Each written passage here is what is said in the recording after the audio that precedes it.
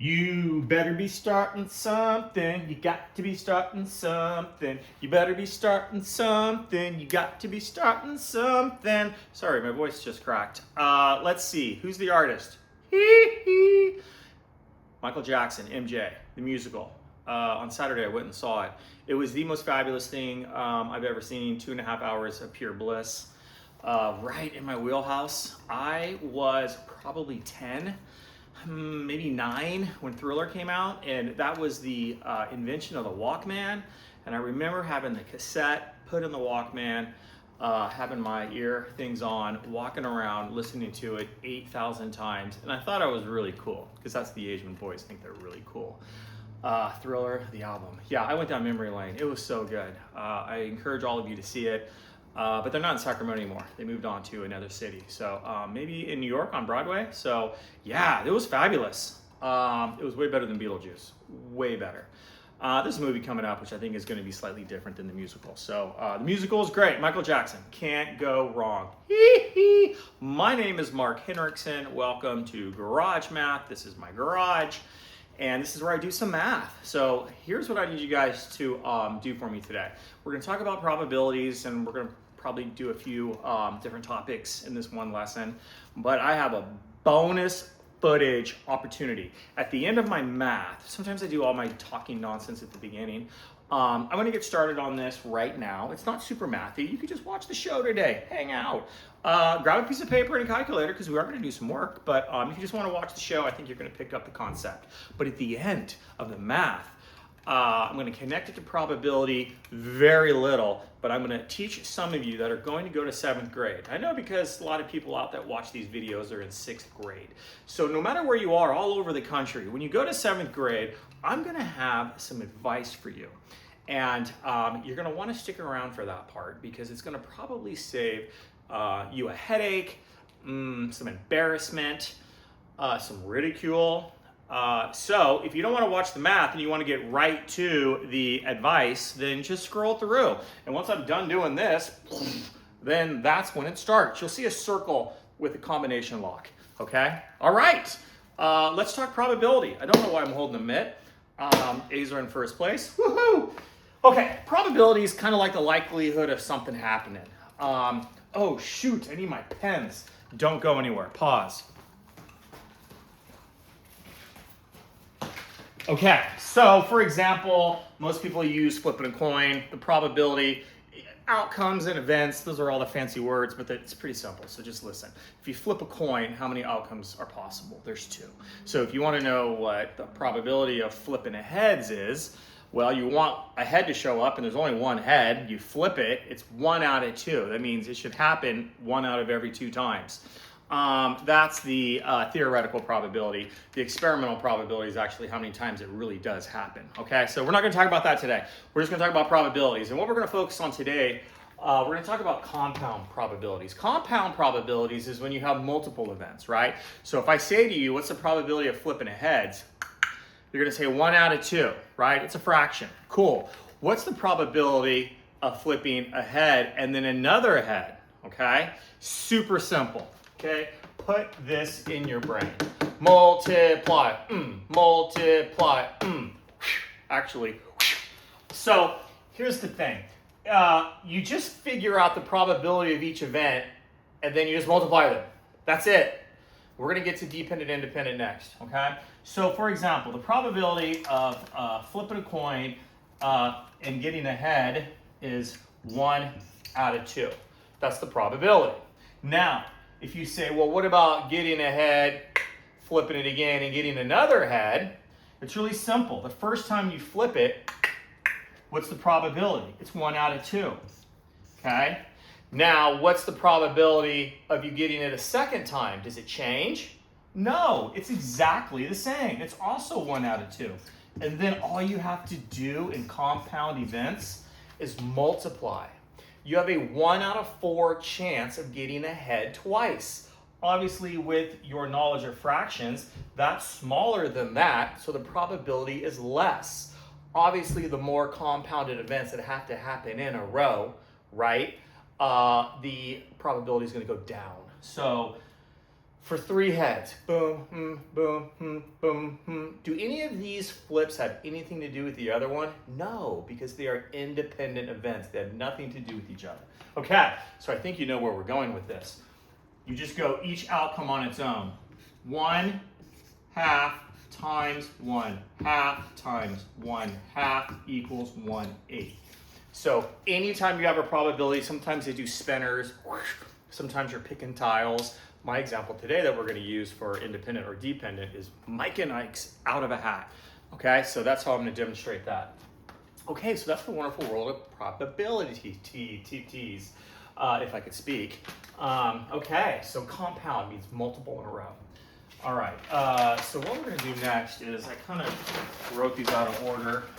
My cat was laying on this page, and it was all wet, so then I had to flip the other page. TMI. So anywho, okay, this is a lot of stuff. So if you want to hit pause and kind of read it, or just kind of listen, when you have probability of multiple events, they're going to refer to them as independent or dependent. Okay, so we're going to use a little bit of vocabulary. Okay, an independent set of probabilities is things that don't have anything to do with the other thing.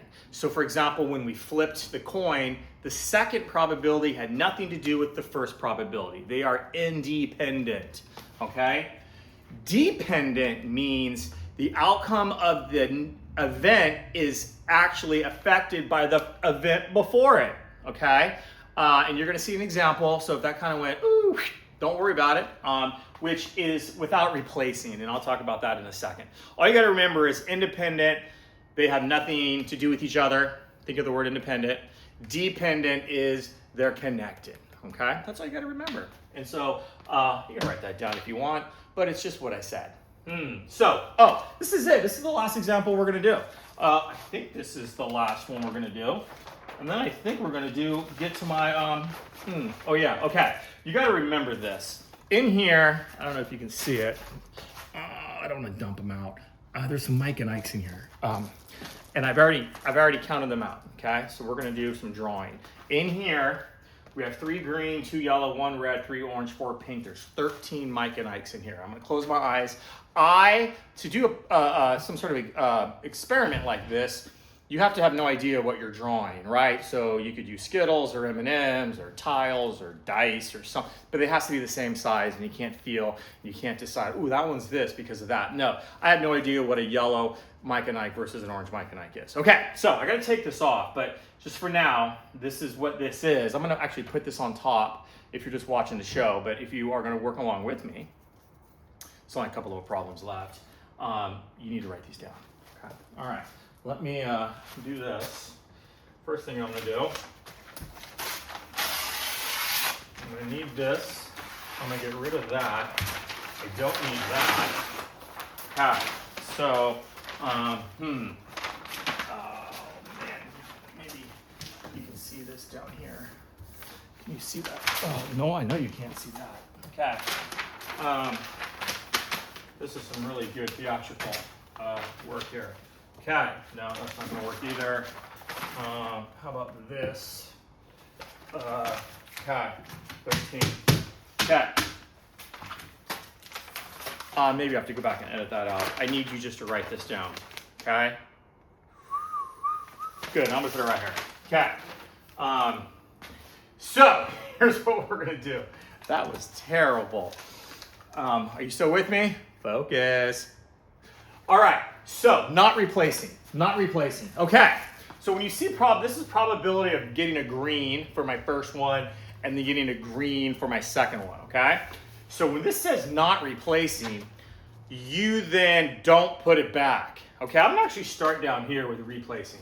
No, actually we'll do not replacing. Okay, so right now, what's the probability of getting a green? There's 3 green and there's 13 total Mike and Ike's. So for the first probability, there's 3 green and there's 13 Mike and Ike's. Remember, we multiply.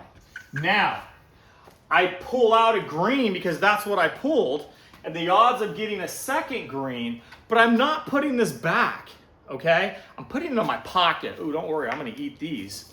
Okay, but here's the question. How many greens are left? Well, there were 3. but now there's only 2.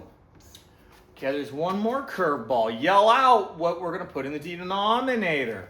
Are there still 13 Mike and Ikes in here? No, there's only 12, okay? So when you don't replace, you have to come up with a new probability because these are dependent of each other.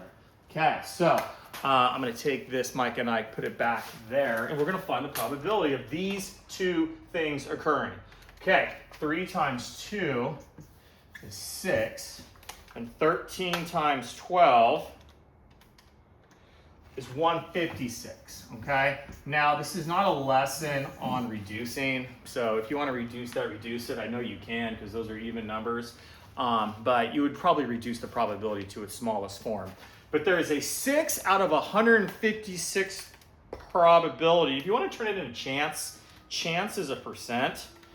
There's a 3.8% chance of that happening. So I should do this 100 times, and 3.8% of the time it should happen. Theoretical, not experimental. Okay, this is 4 things occurring. And you gotta remember what we got again. So here it is one more time, okay? There it is one more time. Okay, now if you wanna hit pause and try this on your own, I think you should, okay? All right, let's do this. So, let's go the probability of pulling out a pink. Those are the strawberry ones. So the strawberry, the pulling out a pink, there's 4 pinks. There's 4 pinks, right? So that's 4 out of 13. Now I took the pink and I put it in my pocket. Now what's the probability of pulling out an orange? Well, there's 3 oranges. I'm gonna take it and put it in my pocket. There's 3 oranges, but there were only 12 because I took out the pink. Now, the yellow, mellow yellow, there's only 2 yellow. I'm gonna put that in my pocket, 2 yellow, but there's only 11. You see how this has to keep going down by 1? And this is just however many there are still there. Okay, now we multiply. 4 times 3 is 12, 12 times 2 is 24. Now we go 13 times 12 times 11. 13 times 12 times 11 is 1,716. Okay, again, you can reduce that. You keep reducing it by 2, and until you're done reducing it, that's your finished probability. Okay, and the chance of that happening, 24 divided by 1716, that is a 1.4% chance of happening. Obviously, the more compounded events you have, the lower the chance of it happening. Okay, do you guys get that? Not replacing is dependent. Okay, this last one, you do replace, and I'm gonna take these three, and I'm gonna put them back. So we're back to where we started, okay? We're back to where we started, but we have to replace it, okay? So the probability of getting a red, there's 1 red. So the probability of getting a red is 1 out of 13, okay? Not very likely, but we're gonna take the red and we're gonna put it back, okay? So now the probability, orange is 3, okay? But check this out, what's gonna go down there on the count of 13, yell it out. 13, okay? Totally. So now we're gonna have 13 times 13 is 169. Now we could divide 3 divided by 169. You're gonna, so 3 divided by 169, there is a 1.8% chance of it happening. And the reason why it was so low is because there was only 1 red. Okay, that's it. Dependent. Dependent is not replacing. Independent means it has no. This didn't matter about this because I put it back. All right, that's it. Are you guys ready? Now that's the math. There's a little bit of math in my next example, but if you're like, okay, I kind of got the independent dependent thing, you guys go ahead and take off because I'm gonna probably I'm gonna give you some advice, and it's probably gonna take about 5 minutes. All right, now. Only if you're gonna go to like do 7th grade or middle school or something. Okay, don't go anywhere. 37 rule. Here I am. That right there is combination lock, okay? A lot of you, when you go to middle schools, you have lockers. I used to be in a middle school. I taught PE for a few years. And when you go to PE, this is for the boys and the girls, you're gonna have a big locker that you put your stuff in for the day when you're doing your PE. Then you're gonna have a small locker where you keep your stuff overnight. And then you're gonna have your locker like in the hallway. So you need 2 locks.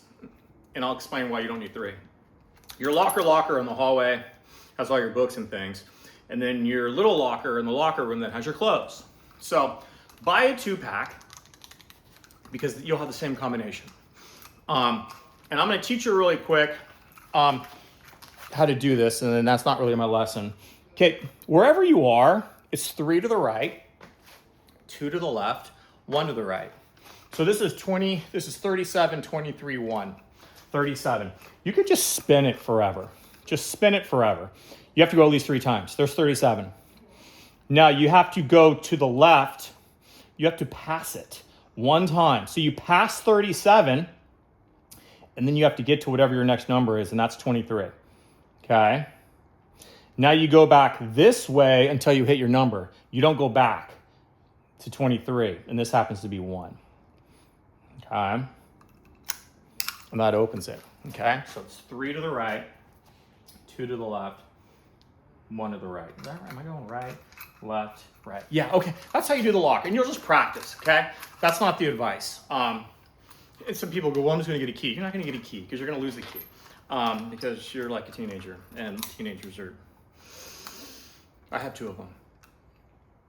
Here's the advice. All right, so when you go to PE or whatever school you go to, they're going to ask you for your combination because the very first day of PE, what's going to happen is you're going to take your clothes and you're going to put your clothes into your little locker and you're going to put your lock on your locker and then you're going to go home. And then the next day, you're going to show up and you're going to go, oh, I didn't memorize my combination. Shoot. But you wrote it in your planner because that's intelligent. You should write it down somewhere. And you're going to go, oh, my planner is inside my locker. And then you're gonna go to the PE teacher. Let's say the PE teacher is Mr. Hendrickson. And you're a little sebby, and it's the first week of school, and you're all nervous. Mr. Hendrickson, yeah, my lock is on my locker. Yeah, but you need to take it off so you can get your clothes. Yeah, but I can't because I don't know my combination. And I'm gonna say, no problem, son. Just look at where you wrote it down at, and then let's work on opening the lock. And you're gonna go, yeah, about that. I wrote it in my planner, and I'm gonna say, fantastic. Let's get your planner out. Where's your backpack? And you're gonna say, it's in my locker. And I'm gonna go, cool, you have a locker in the hallway, in the building. I'm gonna go, let's then get you a pass, and we'll get your backpack, and then we'll go ahead and get your planner, and we'll get your combination. And you're gonna go, it's actually in the locker in my PE lock, and it's in the locker where my combination is, so I can't get my planner. And I'm gonna say, you're a moron. Teasing, I'm not gonna say that. I'm gonna say, young man, didn't we say 7 times already that you were supposed to write down your combination multiple different places so that wouldn't happen? And you're gonna go, and then I'm gonna say, I'll be right back. And then we have these big, giant bolt cutters, and we go right to the lock, and we go, wham! And it just, and there's this big commotion, and all the kids go, ooh! I don't want you to feel bad. That's why I'm telling you this, because I don't want you to have that happen to you. Obviously, I'm not going to call you a moron, because nobody's more forgetful in this world than I am. I'm going to try not to make you feel bad. Kids around you are going to make fun of you, and they're going to say, but don't worry, you'll have opportunities to make fun of them at some later point. Okay, so that's what we're talking about when it comes to the combination. Okay, now, but I'm not done. Okay, now if you're done, then just turn it off. Here's the other thing that's going to happen. This is the one where I do actually get a little more worked up when a kid comes to me, because kids are going to get their stuff stolen. And what'll happen is the kids are going to like put their clothes into these big lockers that they can only use for the day, or they're going to throw their stuff on the ground, they're going to change, and they're going to run out. And then they're going to come back and go, my new Jordans were stolen, my new cell phones were stolen, the new Rolex watch that I got was stolen. They never steal your science book. And they're just going to and you're going to come crying, and you're going to go, somebody stole my stuff. And I'm going to go, oh my gosh, how did they get into your locked locker? That should never happen because your locker's locked. And you're going to go, I don't know, they broke in, they knew my combination, they guessed it. I'm going to go, whoa, they guessed your combination? You're going to go, yeah, they must have. And I'm going to go, that's amazing. That must have taken them, what, like 2 minutes to guess all the numbers? And you're going to go, yeah, there's only 3 numbers. And I'm going to go, whoa, okay. By the way, it's 100% always the kid didn't lock their locker. They threw their backpack on the ground. Nobody ever breaks into people's locks unless the kid shares his combination. But we're gonna keep up that charade for a little bit, and then I'm gonna do a math problem with them. And I'm gonna say, well, let's do math really quick. Let's figure out how easy it is to find somebody's combination randomly. When you have a lock, there are 40 numbers. Now you're gonna think that's 39. It's 1, 2, 35, 36, 37, 39. 39 is the highest number. It's anywhere from 0 to 39. There is no 40. But there are actually 40 numbers on a combination lock. And if you don't believe me, just think about it, okay? So I say to the kid, okay, you have 3 numbers. And so if they were randomly going to go ahead and try to find your combination, they'd have to guess all 3 in a row. And the kid goes, yeah. I said, okay, well, there's 40 numbers. So what's the probability of them guessing on the first number? The probability of them guessing is 1 out of 40. Because there's only 1 right number and there's 40 choices. Okay, we can try 40 numbers quickly. 1, 2, but you got to do 3 numbers. Okay. What's the probability of guessing the second number? It's the same. It's the same, okay? What's the probability of guessing the last number? It's the same. You have a 1 out of 40 chance to get all of them. And you could have the same, your combination could be 5, 5, 5. So they can be, okay, so compound probability, you just multiply all 3 events. 40 times 40 times 40 is 64,000, okay?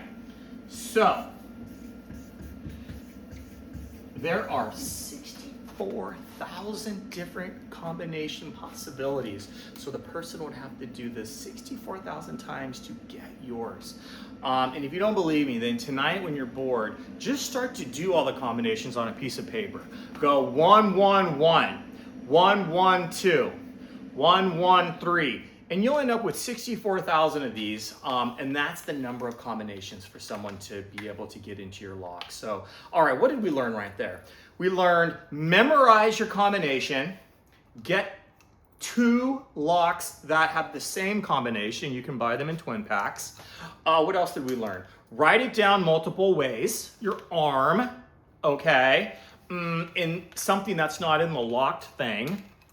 And then the other thing is when you get something stolen, don't blame anybody but yourself because you didn't lock your locker. Okay, that's it. Probabilities, cool. Hope everybody out there is doing great. We had some rain today. April showers galore. I can't wait to see the Mayflowers. It actually makes my yard look really nice when it rains. I hope everybody's out there doing well. Hey, school's almost over. Hang in there, the world who's in school right now. And all of you that are sticking with me, you know I appreciate you. Peace.